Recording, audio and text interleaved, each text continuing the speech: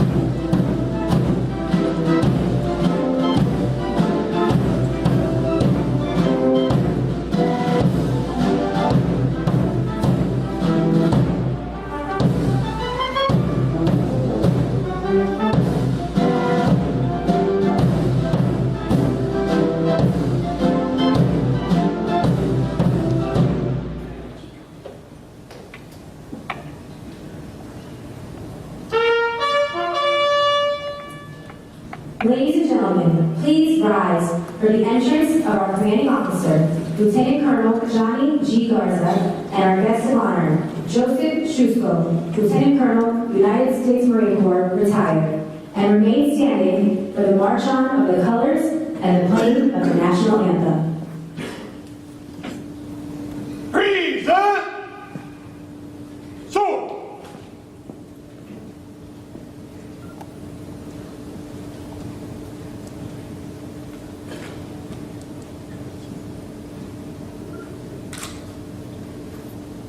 Order! Sword!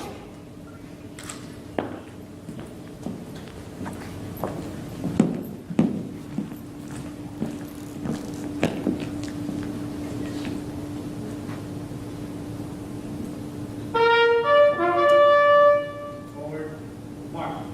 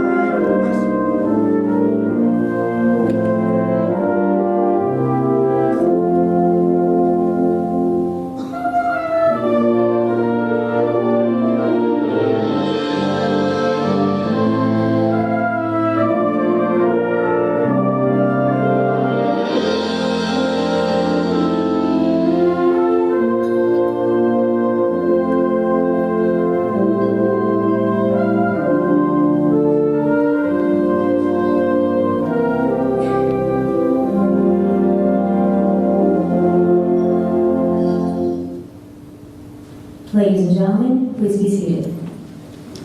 Teaching. Hurry. Rest.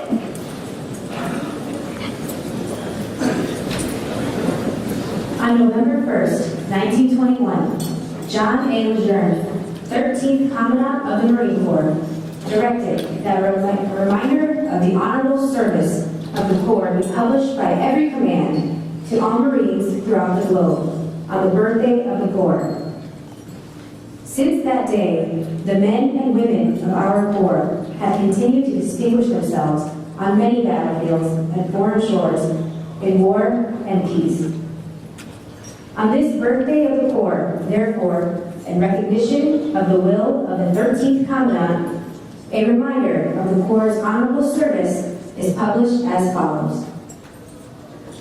On November 10, 1775, a Corps of Marines was created by a resolution of the Continental Congress. Since that date, many thousand men have borne the name Marine. In memory of them, it is fitting that we, who are Marines, should commemorate the birthday of our Corps, calling to mind the glories of all its long and illustrious history. The record of our Corps is one which will bear comparison with that of the most famous military organizations in the world's history. During 90 of the 167 years of existence, the Marine Corps has been in action against the nation's foes. From the Battle of Trenton to the Aragon, Marines have won foremost honors in war and in the long era of tranquility at home. Generations after generations of Marines have grown brave in war in both hemispheres and in every corner of the seven seas, that our country and its citizens might enjoy peace and security. In every battle and skirmish since the birth of our Corps, Marines have acquitted themselves with the greatest distinction, winning new honors on each occasion, until the term Marine has come to signify all that is highest in military efficiency and soldierly virtue. This high name distinction of soldierly repute, we who are Marines today have received from those who preceded us in the Corps. With it, we also receive from them eternal spirit, which has animated our Corps from generation to generation, and has been a distinguishing art of Marine in every age. So long as that spirit continues to flourish, Marines will be found equal to every emergency in the future as well as in the past. And the men of our nation will regard us worthy successors of the long and illustrious men and women who have served, soldiers of the sea, since the founding of our Corps.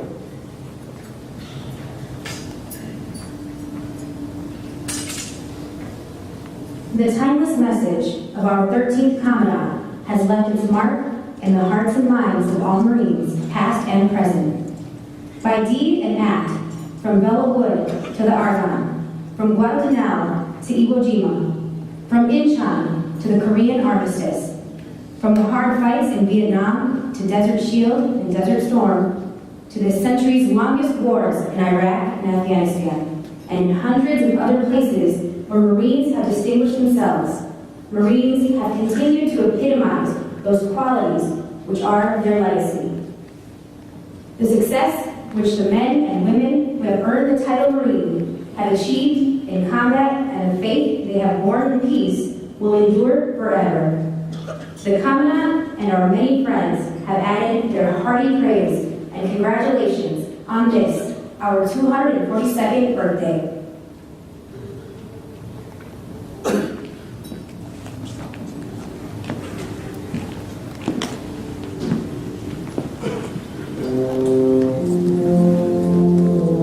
Ladies and gentlemen, it is customary at Marine Corps birthday celebrations worldwide for Marines to cut a traditional cake in celebration of the birth of our illustrious Corps.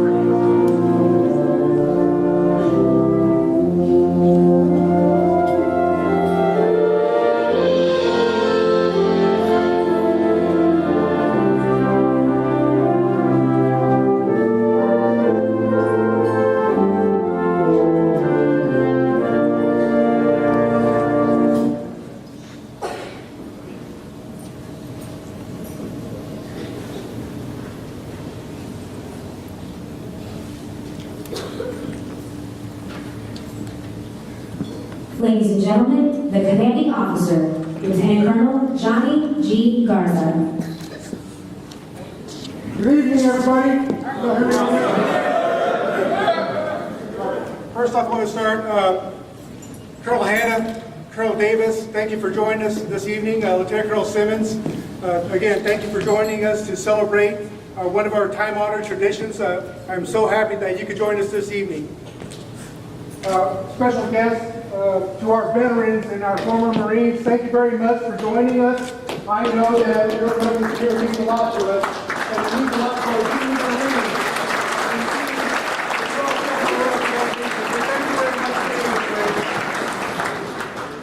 Marines. Marines attached to Fort Lee, happy birthday. Very excited and very happy to have you all here today. And I want to thank you for everything that you've done to set this up and to make tonight possible. And also, I'm very happy that I'm able to celebrate this with you all, because you all are a great bunch of Marines, and everything that we have been doing since last year, and I know that we're going to continue to do in the future, is just setting up our unit for success, and setting up our corps up for success, and the future generations. So thank you very much, Marines, and happy birthday. I have the great pleasure of introducing our guest of honor, Lieutenant Colonel Joe Schusko, a great Marine, served our Corps for over 30 years. And he continues to serve our Corps today at the March Flight Center of Excellence. So, Lieutenant Colonel Schusko, I'm going to take you too much time, but thank you very much for being here tonight. We're very honored to have you, and please serve the Corps of Marines. Wow, thank you.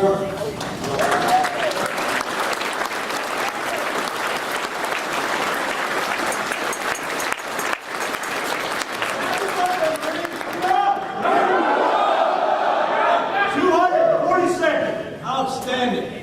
Sir, on behalf of my wife and I, thank you so much for you and your Sergeant Major and all the great Marines that made us feel so welcome here today. So thank you, Marines. Before I talk to you about my prepared remarks today, there are some people I've got to recognize in this audience today, because they truly are heroes. So where's my Navy Corpsman? Stand up, Navy Corpsman. I know we got some Corpsmen in here.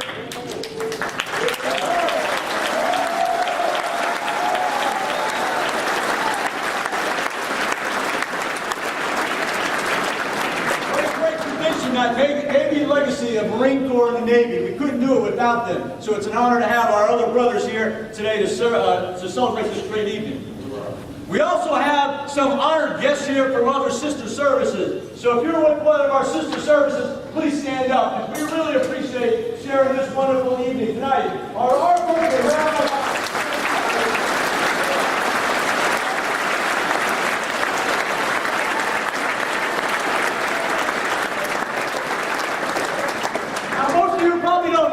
really got some really hard-charging veterans in this auditorium today. We've got a couple of World War II Marines, and we've got our Marine Corps League. So if you're a veteran that's retired, stand up. Come on, stand up.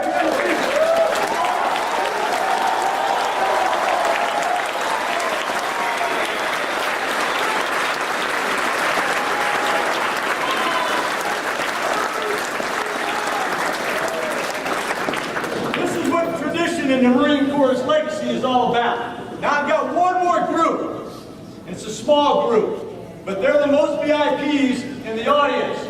Our beautiful spouses. Stand up, please, come on.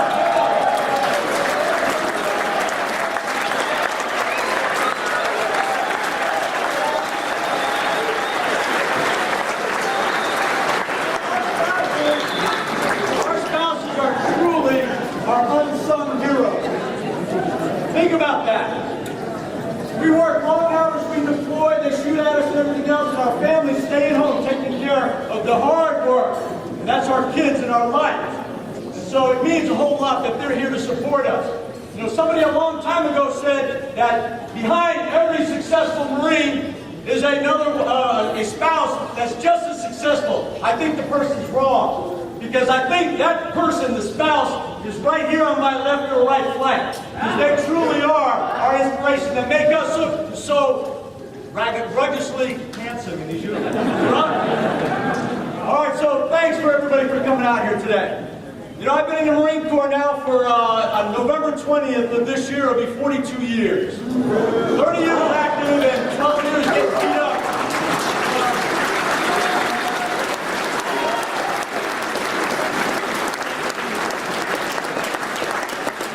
30 years active and 12 years getting beat up by young Marines. And I love it. I've got the best job in the Marine Corps. So I really, really appreciate being here. And so in those 42 years, I've traveled all over the world. And I like watching people when I'm in the airports and stuff, just measuring them up. And you can always tell a Marine. Every time, because that Marine just walks like he's in control or she's in control, and you can say, that's a United States Marine. And every once in a while, I get to sit on an airplane with a civilian, all right? And that person's sitting there, and we start talking, and that person says, so what do you do? And I sit up a little taller, I says, I'm a U.S. Marine. And then that person says, what's it like to be a U.S. Marine? And that's what I want to talk about. Because what's it like to be a U.S. Marine? When that person asks me, what's it like to be a U.S. Marine, I sit up even taller. Because I talk about the band of brothers and the band of sisters that we have serving on our right and our left flank. I talk about our legacy, our tradition, our esprit de corps, our camaraderie, and our ethos. Think about that. Since the birth of our country, the birth of our Corps, the United States Marines have been celebrating this week, our birthday, all around the world. And it doesn't matter if it's 2 Marines in a foxhole sharing an MRE, or if you're on a post with MSG, or you're in Fort Lee, or you're over in Afghanistan or in Iraq or aboard ship. We're always doing the same thing this week. And that's talking about our traditions, our legacy, our camaraderie, our ethos. Think about it. That's what makes us so special. And so, when I start talking about them, I say, you know, we are best. We are some of the finest people in the country, because there's only about 1+% of people that serve. And it's not just Marines, it's our brothers in the Army and the Air Force and the Navy and the Coast Guard. We're all giving of ourselves in service. And so no symbol represents our purpose better than the eagle, globe, and anchor. I'm sure everyone in here can remember when that eagle, globe, and anchor was put in your hand. When you were called Marine for the first time. Think about that. The eagle represents the proud nation that we support and defend each and every day. The globe represents our worldwide deployment. No matter where we go, we're here to support and defend the Constitution. And then finally, the anchor is for our naval legacy. It's a great symbol that we carry close to our hearts every day. We also have a thing called the Warrior Creed. And I know a lot of Marines here are quite young, just out of Paris Island or San Diego, but we have a Warrior's Creed. And the Warrior's Creed goes something like this. No matter where we go in the world, the place is safer because Marines are here. I was telling the people here when we checked in, I said, you know, this building right here is the safest building in the country today because U.S. Marines.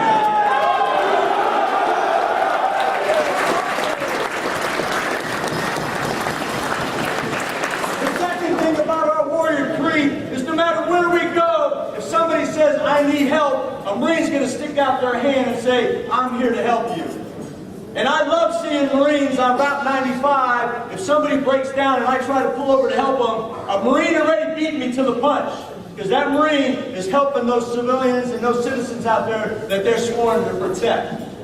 The third part of our Warrior's Creed that's probably the most important is that is when we come home to our VIPs, our special ladies and our special men, and our family members and our kids. They're happy to see us because our hard life, all the things that we have to do that are nasty, we leave outside that hatch. And so when we walk in there, it's all about loving our family. And it's a Warrior Creed second to none, and I'm really proud of that. We also have a thing called core values. And what are they? Honor, courage, and no matter where we go in the world, when you ask a Marine, they'll tell you what honor, courage, and commitment is. And I love that. It's tattooed on every one of our souls. And I'm going to tell you a true story. I like to call it a tie-in. And this is not to disparage any other service, but we're Marines and this is our night. Okay, bro? In 2006, the Air Force was having a difficult time identifying their core values. And so they asked a member of the Marine Corps, the Air Force, the Navy, the Army, and the Coast Guard to go on up to Washington and talk about the core values. So they asked me, and of course I stood up about this tall again, so I put on my outfits and I went up there, and the first person to brief was a Navy captain. Now I'd been in the Marine Corps for 30 years. I had a son who graduated from the Naval Academy, and this Navy captain got up there and did a great PowerPoint on my core values of honor, courage, commitment. And I'm professionally embarrassed to tell you, I didn't know the Navy stole our core values. And they share those core values of honor, courage, commitment. But he spoke about our core values for 15 minutes. And I'm saying to myself, oh, I'm in trouble because he's stealing all my thunder. He's doing a great job. But he sat down, and when it was my turn, the general said, all right, Colonel Shuster, you're up. So I stood up there with my PowerPoint. That's what this is. Here is my PowerPoint. And I said, sir, ladies and gentlemen, I'm personally embarrassed here, professionally embarrassed, because I didn't know that the Navy stole our core values. And they laughed, haha. I said, but if you would bear with me for 10 minutes, I'll talk to you about my core values that are tattooed on every one of our souls of the United States Marine Corps. So I did. And then it happened. On the right-hand corner of this 200-people symposium, a two-star Air Force general stands up and says, hold on, Colonel, I got something to say. And inside I was saying, you little rascal, you're going to sharpshoot me, aren't you? But I didn't. I said, go ahead, sir, the floor is yours. And he says, excuse me, Colonel, but I want to talk to my peers here. And so he says, did you just hear that Navy captain get up there and talk about core values, the United States of honor, courage, and commitment? And now you're here listening to the Colonel, and he's even said that the Navy stole the Marine Corps' core values. Why are we wasting time here coming up with new core values? Why don't we just steal their core values? Well, my head got about this big, and I said, excuse me, sir, I got to ask you this. Are you a former Marine? He says, no, sir, I just love what you Marines do. Hoorah!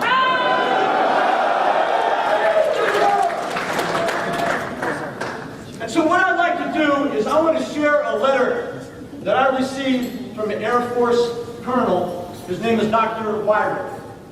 Dr. Wyrick was a doctor in the Air Force, and he was stationed in Ramstein. And if you know anything about the Marine Corps, Ramstein is like a collecting place for a lot of our wounded from Iraq and Afghanistan. And he says, and I'm going to paraphrase it obviously because I don't have it with me, he says, Dear Dad, if I ever hear any of the other service members crying or whining or talking nonsense, I jump into their case real quick because they have no right to complain compared to U.S. Marines. And he says, and he goes on to tell his dad, he says, you see, you know my responsibility is to walk around and make Marines feel good in the hospital. And so as I'm walking around, I walk in this Lance Corporal's room. And I walk in there, and every time I walk in there, this Lance Corporal does everything he can to get up out of his rack and stand up. And I keep saying, Lance Corporal, sit down, sit down. And the Lance Corporal says, no, sir. You're a colonel in the United States service, and every time you walk into my hatch, I'm going to stand up and render you the honors that you respect. And he turns away from this Lance Corporal as he's writing this letter, and he says, Dad, I got a tear in my eye because what I'm not telling you is this Marine lost both of his legs in Iraq. But still, he tried to stand up and render honors to me because I was a colonel in the Air Force. Where do we get young men like this? He goes on further to talk about his second visit to a corporal.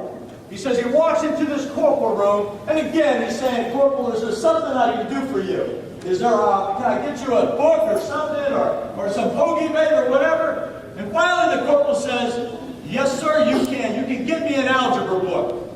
Well now this doctor is like, we got something in common there, Hard Charger. Because I like algebra, and if you like algebra, man, we can study together. He says, no, sir, I do not like algebra. I'm an infantryman, and I lost my right leg.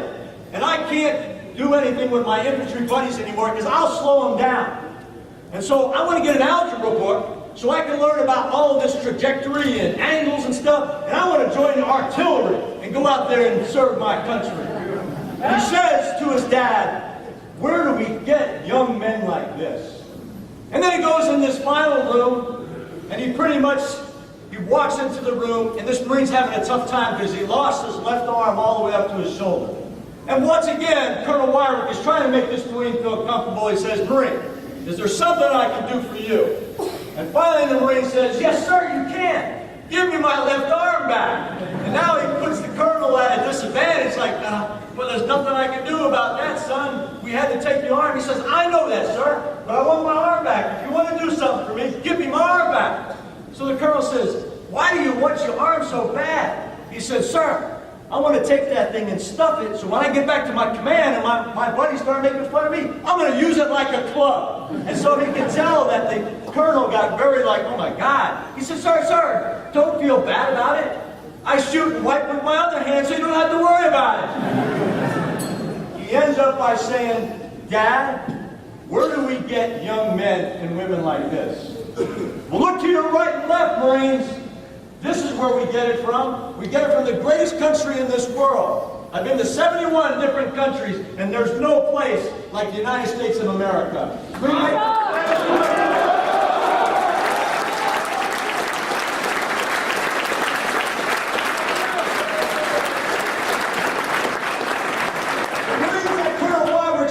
Are each and every one of you. You know, we have a couple of World War II Marines in here, and they truly are the greatest generation of our life. They built this great country, and I'm not taking anything away from them, or the Korean vets, or the Vietnam vets, or anybody else. But today's Marines are the greatest generation of today. And you have a lot to be proud of, because the Marine Corps and the world and the country's asking the world of you each and every day. Because you are truly the greatest generation. You're just like every other one of those Marines that Colonel Wyrick meets. And so you have a lot to be proud of. So I'm going to leave you with tie-in. Because I promised I wasn't going to talk for an hour. I'm going to leave you with tie-in. It's one of my favorite tie-ins. And it's your obligation as Marines. And you're going to see what I mean by this. Everybody knows what a pencil is, correct? Ron? Everybody know what a pencil is? And because I'm an old salt, I like to give that box of pencils some guidance before they go out there and do work for you. So you picture this. I've got a box of pencils for me, and I say, pencils, listen up. Here's some pearls of wisdom. I'll say, pencils, first thing. You're all going to do great things if you allow yourself to be held by somebody. Well, think about that there, Company A and Company B, instructors, students. You're all going to do great things out there, too, when you go out there and meet your Marines. And they come to you as a mentee, and they're saying, Sergeant, Lieutenant, Captain, Gunny, can you help me? That's when you pick them up and hold them in the palms of your hands. Because each and every one of us has been held in the palms of somebody's hands to be the successful person that you are today. Think about that awesome responsibility. The second thing I would tell that box of pencils is you're all going to feel a sharpening pain, but it's only going to make you better. Well, think about you, all your students in here right now. You're sharpening your skills every day. Because there's bulk fuels in here, there's ammunition, text, there's all a bunch of Marines that are sharpening your skills. Well, the key to be successful in life, the key to be successful in the Marine Corps is called professional military education. Constantly sharpen your skills to be the best for yourself, for the Marines that you're going to lead, and for our great country. The third thing that I would tell the box of pencils is you're all going to make mistakes. That's why we have half an inch of eraser. Think about it. But the key is, don't make the mistake over and over again. It's called accountability. If your Marines step outside the standards of honor, courage, commitment, you've got to hold them accountable. There is no second standard, there's only a Marine Corps standard. And the whole thing is, but we all make mistakes. Just remember that. We're human. The fourth thing that I would tell the box of pencils is the very best part of you pencils is what's inside of you. Well, the very best part of every one of us, in the Marine Corps, in the Navy, and even our other brothers in the other services, is tattooed on our souls. It's called core values. And the only thing that's broken in the Marine Corps and in our society is if you don't profess those core values. We all come from all different walks of life, from the north, the south, the east, and the west. It doesn't matter. And we all have different values until we join the Marine Corps. And we walk across that stage and get that eagle, globe, and anchor. And we get those core values that are tattooed on our soul. And they're inside us. What I'm saying is you've got to profess those things. When you profess those core values, your Marines will come to you because they can believe in you. They're a beautiful set of virtues that we lead our life by. And the last thing that I would tell the pencil is go out there and make a mark in somebody's life. And that's our responsibilities as Marines. We're out there to support and defend our Constitution. We don't fight for a Republican or a Democrat or a liberal or any of those other communists. We fight for the United States Constitution. You got to remember that.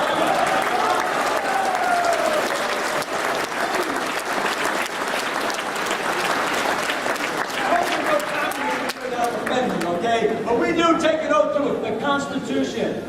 And it's your obligation to make a difference on all the Marines that you lead.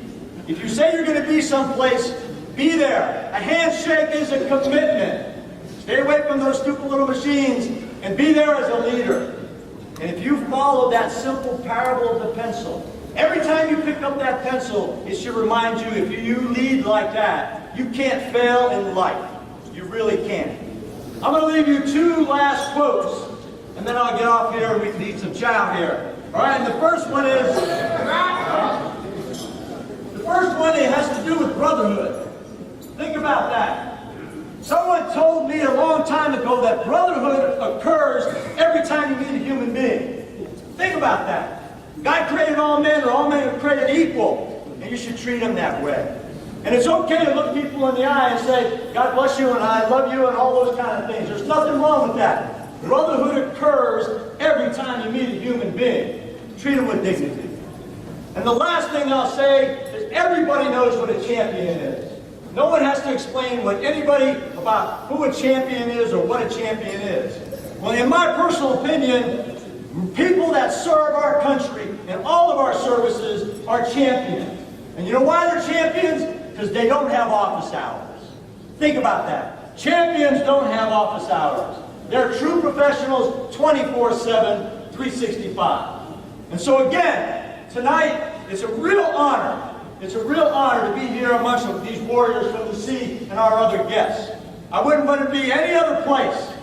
And so thank you from the bottom of my heart for having me here tonight. God bless each and every one of you. God bless our beautiful and great country, United States of America. And God bless our Corps. Semper Fi, God bless. Right.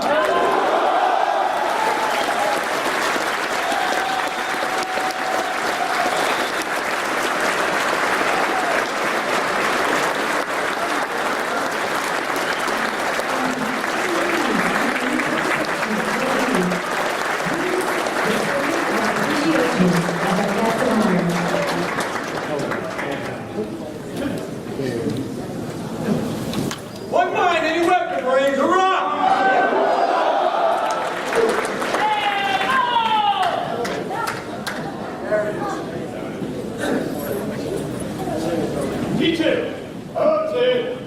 Please rise for the retiring of the colors and the march off of the official party.